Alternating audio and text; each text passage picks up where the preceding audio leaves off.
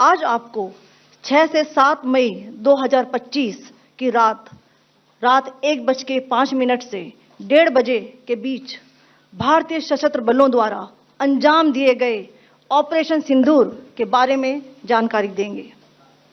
Operation सिंदूर 22 अप्रैल को पहलगाम में हुए विभत्स आतंकवादी हमले के शिकार मासूम नागरिकों व उनके परिवारों को न्याय देने के लिए लॉन्च किया गया था। इस कार्रवाई में 9 टेररिस्ट कैंप्स को टारगेट किया गया और पूरी तरह से इसे बर्बाद किया गया। पाकिस्तान में पिछले 3 दशकों से टेरर इंफ्रास्ट्रक्चर का निर्माण हो रहा है। इसमें recruitment, indoctrination centres, training areas व लॉन्च पैड शामिल थे, जो पाकिस्तान और पाक अधिकृत जम्मू कश्मीर POJK दोनों में फैले हैं। Operation Sindoor was launched by Indian Armed Forces to deliver justice to the victims of Pahalgam terror attack and their families. 9 terrorist camps were targeted and successfully destroyed. Over the last 3 decades, Pakistan has systematically built terror infrastructure. It is a complex web of recruitment and indoctrination centers, training areas for initial and refresher courses, and launch pads for handlers. These camps are located both in Pakistan as well as Pakistan-occupied Jammu and Kashmir areas. Some of the well-known training camps are located, as you can see on the screen. They are distributed from Savai Nala in the north, counting to approximately 21, ending at Bhagalpur to the south. इन लक्ष्यों का चयन विश्वसनीय intelligence सूचनाओं के आधार पर हुआ ताकि आतंक गतिविधियों की रीढ़ तोड़ी जा सके और यह खास ध्यान दिया गया कि निर्दोष नागरिकों और सिविलियन इंस्टॉलेशन को नुकसान न पहुंचे। The selection of these targets for Operation Sindoor was based on credible intelligence inputs and role of these facilities in perpetrating the terror activities. The locations were so selected to avoid damage to civilian infrastructures and loss of any civilian lives. This was done with due diligence, and the camps selected for targeting and their engagement will now be shown to you one by one. POJK के target मैं आपको बताना चाहूंगी। सबसे पहले सवाई नाला camp Muzaffarabad, जो कि POJK के लाइन ऑफ कंट्रोल से 30 किलोमीटर दूर है।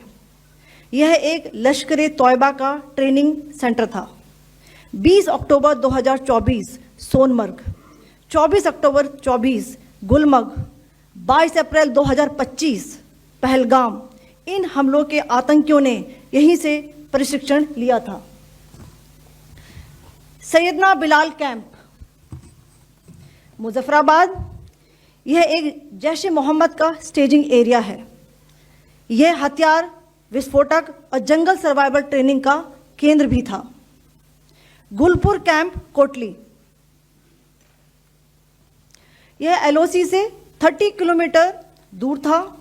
लश्कर-ए-तौयबा का बेस था, जो रजौरी, पुंछ में सक्रिय था।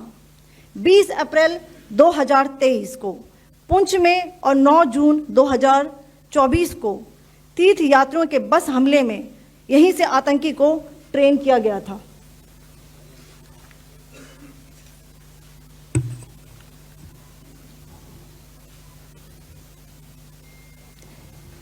बरनाला कैंप बिम्बर, यह LOC से 9 किलोमीटर दूर है। यहां पर हथियार, हैंडलिंग, IED व जंगल सर्वाइवल का प्रशिक्षण केंद्र था। अब्बास कैंप कोटली,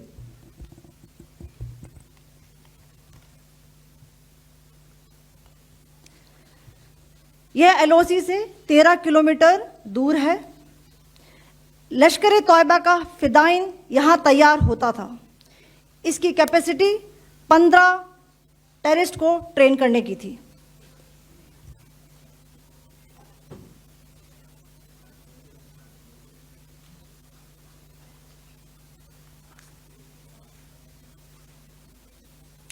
अब मैं पाकिस्तान के अंदर के टारगेट से अवगत कराना चाहूंगी।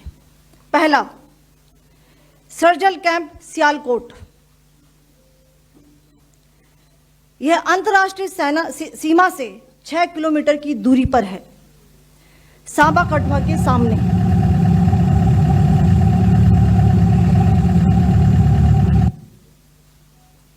मार्च 2025 में जम्मू एंड कश्मीर पुलिस के 4 जवानों को की जो हत्या की गई थी, उन आतंकवादियों को इसी जगह पर ट्रेन किया गया था। दूसरा, महमूना जाया कैंप सियालकोट। यह 18 से 12 किलोमीटर आईबी से दूर था। हिजबुल मुजाहिदीन का बहुत बड़ा कैंप था। यह कठुआ जम्मू क्षेत्र में आतंक फैलाने का नियंत्रण केंद्र था। पठानकोट एयरफोर्स बेस पर किया गया हमला भी इसी कैंप से प्लान और डायरेक्ट किया गया था। मरकज ताइबा मुरीद के, यह आईबी से 18 से 25 किलोमीटर दूरी पर है। 2008 के मुंबई हमले के आतंकी भी यहीं से प्रशिक्षित हुए थे। अजमल कसब व डेविड हेडली भी यहां ट्रेन हुए थे।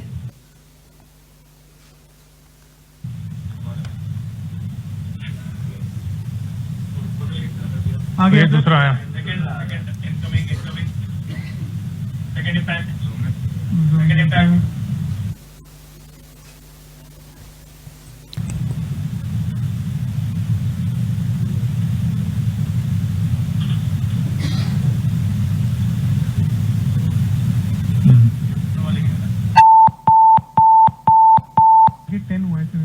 टारगेट 10 हुआ, एंक्लोजर सेम ही है। 7 it is hit the target. हाँ हाँ।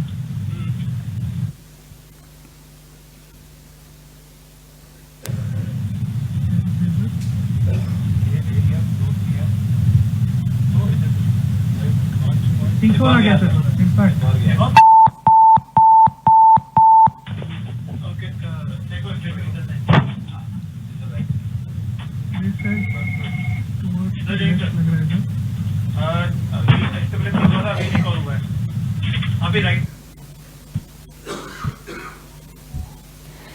मरकज सुभान अल्लाह भावलपुर, यह इंटरनेशनल बाउंड्री से 100 किलोमीटर दूर है।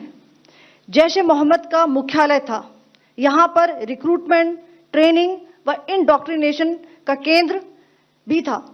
शीर्ष आतंकी अक्सर यहां आते थे।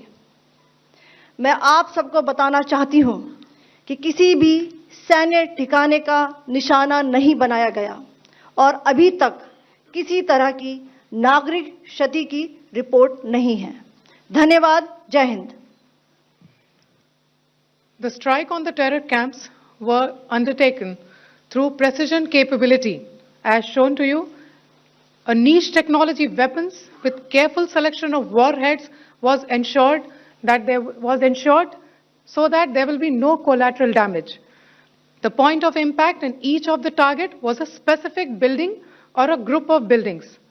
All the targets were neutralized with clinical efficiency, and the results reiterate the professionalism of the Indian Armed Forces in the planning and execution of their operations. No military establishments were targeted. India has demonstrated considerable restraint in its response.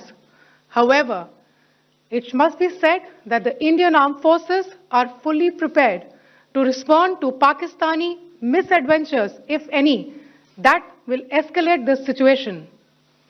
Jai Hind, and thank you very much.